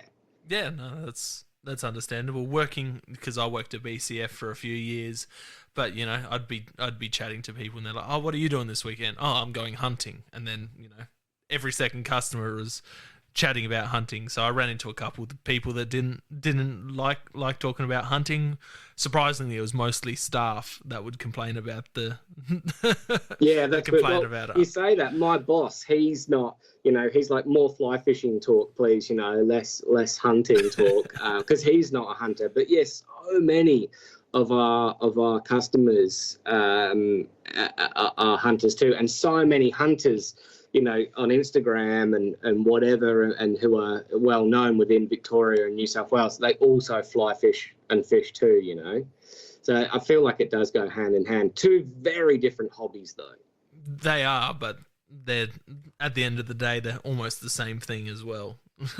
They are almost the same thing, but it's like the difference between cars and motorbikes. They both kind of do the same job, but they're totally different beasts. Yeah, 100%, and they go hand in hand most of the time. Like, it's not very often you'll meet someone that doesn't hunt and fish. No, I think more hunters fish, but less fishermen hunt. If that makes sense. Yeah, Ranella had a quote about it. It's like not every fisherman hunts, but every hunter fishes almost. Yeah, I'd probably agree with that. So, how would you change the public views on hunting and hunters? I think this is probably going to upset a few people, but sometimes I think we're our own worst enemy. Yep. I think sometimes we don't portray ourselves in the best light. I mean, we probably focus too much on the killing and the gory side of hunting rather than the cooking, bringing family together. You know, no one really is taking pictures of a bunch of blokes around a campfire before a hunt or after a hunt, eating the meat, cooking the meat, preparing the meat. Look, there's definitely people out there doing it, but 99% of hunting shots is a guy grip and grinning a dead animal. And I'm guilty of it too. And people, you know, see, you know, a well-educated, smarter, faster human with a rifle in their hands, and they see a stupid, you know, animal that looks beautiful, and they're like, you just overpowered that, because they don't understand how difficult it actually is to get those deer on the ground. Yeah, 100% agreed. We definitely can be our worst enemy, and what we post could definitely hinder hunting for the long run. I'm guilty of it. I've posted some stuff that's caused some controversy in the past. You know, going on media outlets with cats that don't die instantly doesn't do any good for it. But you know, did you kind of go a little bit under the radar for a few years after that? Because I saw a lot less of your stuff for a while, I reckon. No, it was just the page that I had that had all the followers got taken down, so I tried rebuilding it from there. It never really got to where it was, and I've started going down the podcasting page. So fair enough. I kind of lost my train of thought, but obviously hunters can be their worst own enemies for sure. I mean, we've sat around campfires plenty of times going, okay, what can we do, you know, as hunters, you know, and we've always spoken about, let's drop meat off at like a homeless shelter. Let's drop meat off at, you know, there's other things we can do. And we've said, these national parks that are plagued with deer and they want to get them out and they're baiting them and helicopter culling them, why don't they give us, you know, a 10k by 10k square block that us as hound hunters can go? Each bloke has to pay a $100 permit. We can be in there at, you know, 4 o'clock in the morning, but we have to be out by 11 a.m. So we have the morning to hunt. And all of us around the campfire said we'd love to pay $100 each to get into an area where no one has ever hunted before, and where the deer are kind of lulled into a sense of security where they think they're never going to be hunted. It not only would it generate money for the government, and they wouldn't have to pay helicopter cullers, and we could actually utilize the meat for good instead of it rotting and wasting. But these things seem to. Common sense doesn't seem to prevail. Common sense isn't that common. Yeah, exactly. And it's the same thing here in South Australia. You know, at least you guys have public land hunting over there. We've got nothing. And the helicopter culling is just increasing. You know, they're fining people here in South Australia if you got feral deer on your land. You know, they're going through, and if you're not controlling them to their standards, people are starting to get fined, unfortunately. But people would pay $150 to be able to go hunt these parcels of land that should be open to the public to do what we will. Like, it's I mean, look, I understand deer need to be culled, and there's professional cullers out there that make a living from it, and I don't want those to lose their job. But we can come to an arrangement. Obviously, you can hunt half an hour before sunrise and half an hour after sunset. Yep. Maybe say that a hunter can hunt 2 hours after that, depending on the time of year and daylight savings. So pro cullers only go out with thermal visions at night with a car. Yeah. You know, and then you don't have helicopter guys, but you have guys that have access to all the tracks that can go out at night with thermals and a crew of people, and they can take deer out. And then, yes, hunters aren't going to be happy because they're taking deer away from those populated areas, but at least you can still hunt and still access those areas, and it's kind of a win-win for both parties. It's not ideal, but it keeps both parties semi-happy. Yeah, it's definitely a difficult subject. You know, you get the people every year, why did you shoot that deer? You know, it was a 3-year-old deer. It could have had, if it grown to 6-7 years old, But, they're the people that don't understand that, the government are going to most likely shoot that deer before it gets to a good head. So it's better someone else taking it and using all the meat rather than the helicopters just letting it waste. That's it. I mean, foremost for me, I am a meat hunter. Look, I've done it in the past, but it doesn't sit right with me to shoot an animal and leave it in the bush. But I support hunters, and if you're a trophy hunter and that's what you do, that's fine. I support hunting. Whatever your means or whatever of hunting is, that's great. But for me personally, I'm going out there and I want to take as much of it as I can home. I'm exactly the same. I'm guilty of leaving stuff out in the bush, but it is different over here compared to other countries where they have wanted waste laws like America, where, a majority of the percentage of the meat has to be used. But, even over in America, when they do the helicopter culling on the pigs, they go through afterwards and they pick up all of those pigs, they take them to butchers, all of that gets transferred into processed, and then all of it gets taken into homeless shelters, and they have charities called Hunt for the Homeless, where if you shoot too many deer because you've got so many tags on your property but you've got no freezer space, you can take those deer, you can take these pigs all to get processed and utilized for the homeless. It would be an incredible way to put hunters on the platform and get us some good light out there while doing something good.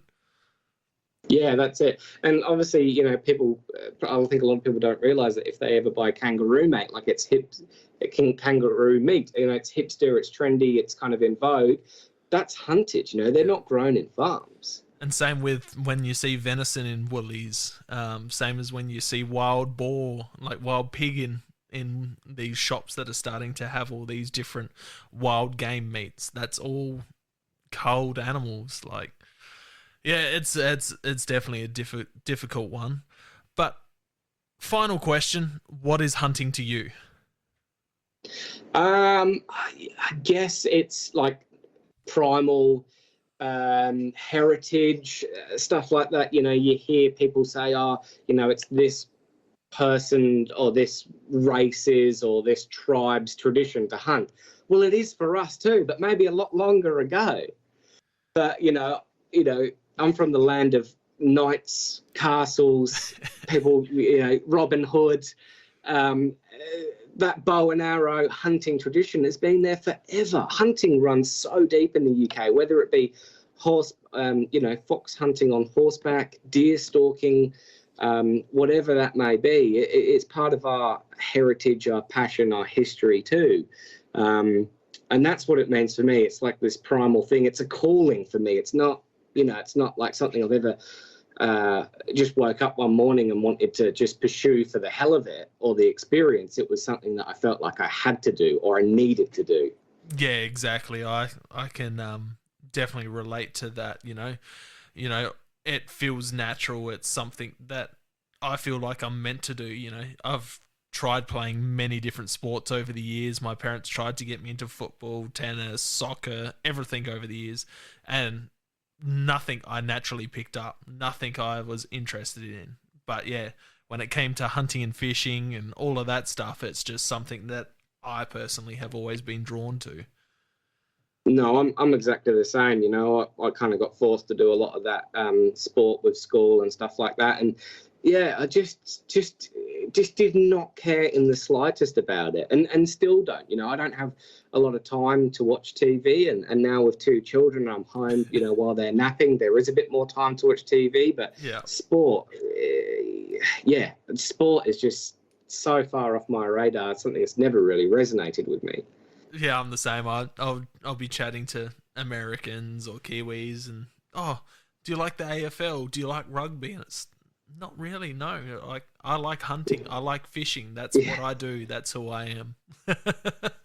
Yeah, I work in hunting and fishing. I live it. I breathe it. That's kind of when I wake up in the morning, when I go to work, I'm listening to podcasts on it. I'm talking to hunters and fishers every single day.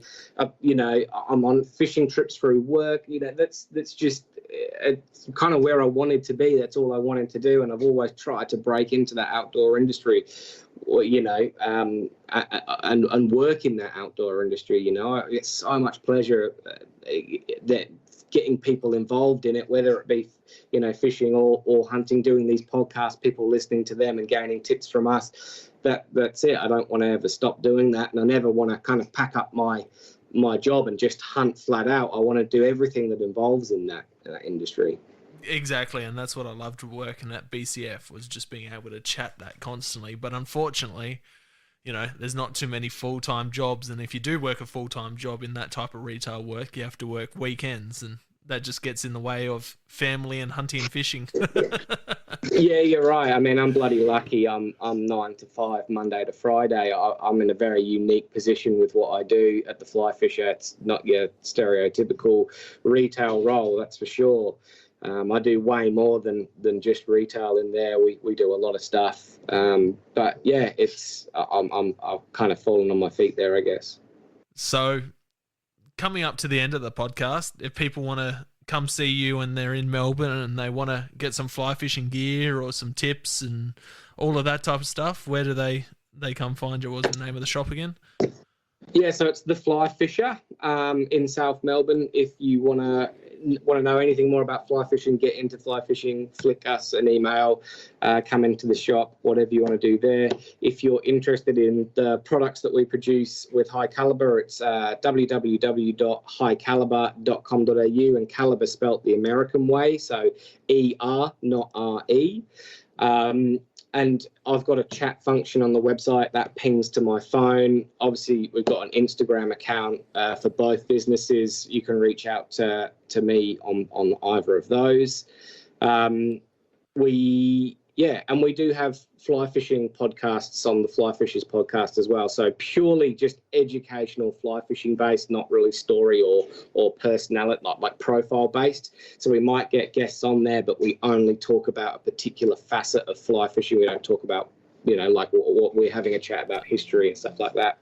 So yeah, that's how to learn more if you want. And where's that podcast found? Is that everywhere podcasts are available? Yeah, it is. Yeah, so it's just the Fly Fishers podcast, and I think we've got like an RSS host that, so you can get it on Spotify and Apple Podcasts. Yeah, awesome. I'll definitely have to check that one out. I haven't heard of it before, so I've kind of lost I was listening to Bent on the Meat Eater one, and that was my fishing podcast, and there's been a void there since they stopped doing the Bent fishing show. So I'll definitely have to check that one out and hopefully learn a thing or two about fly fishing. No, awesome, Zach. Well, look, thanks so much for having me. I've really enjoyed chatting with you, and mate, like from when I first came to Australia, trying so hard to learn as much as I can about bow hunting, to watching all your videos, to actually chatting with you on a podcast has just blown me away, to be honest. No, thank you, man. Like you've actually been on my list of potential guests since I started the podcast, since I heard you on Send It Mate. So I was pretty happy that you reached out and jumped on it. Like, I do this podcast fortnightly, so it's very hard for me to get everyone that I want on, and organizing times and stuff. There's, especially if overseas guests and stuff like that. So it's always good when someone reaches out and say, "Hey, I'm keen to do this now. When are you ready?" I'm like, "Yep, let's go." So, and I love the products that you have, and just the whole business strategy that you have as well. So. Yeah, look, it's a total passion project. Hey, it was never designed. I remember talking to a guy from the company that makes it, and was like, "Oh, have you got a business plan? Like, what do you want?" I said, "I want networks, I want contacts, I want to meet people." And he goes, "You haven't said anything about money." I said, "I'm not like this. This business is not going to make me money. Like, it's not going to be my day job. But I want to do, podcasts with people. I want to go out on hunts with people. I want to have the connections I do with like Zero Tech Optics and Rob Herbert, and that was the reason for the business, and obviously through COVID it was something that paid the bills for a while, but yeah, it's a passion project for sure. Yeah, same with the podcast. I would love to make a living off of it, but it's pretty hard to get the numbers and all of that type of stuff that you need to. But hence the name Hunting Connection. I love the whole connection through the hunting, fishing world. When I went over to New Zealand recently, there was two Americans hunting with us, young guys that Jurgen met in a guiding school in Montana. So he'd invited them down, and I hunted with them.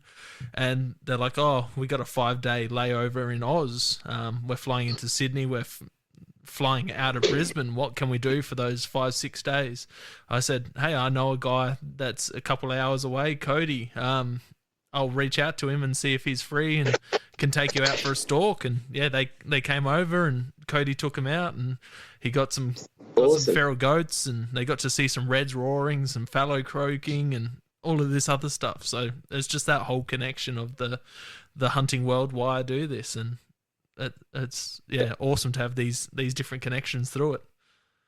Yeah, it is, mate. It is, and that's the driving force behind High Caliber for sure. Not the orders rolling in or the money in the bank. That's kind of the icing on the top of the cake. But yeah, it's not paying any bills, that's for sure. But this stuff, I get so much enjoyment out of it, and I think hobby business is probably the best way. Like, no one makes money out of their hobby, but you enjoy every minute of it, and that's exactly where I am.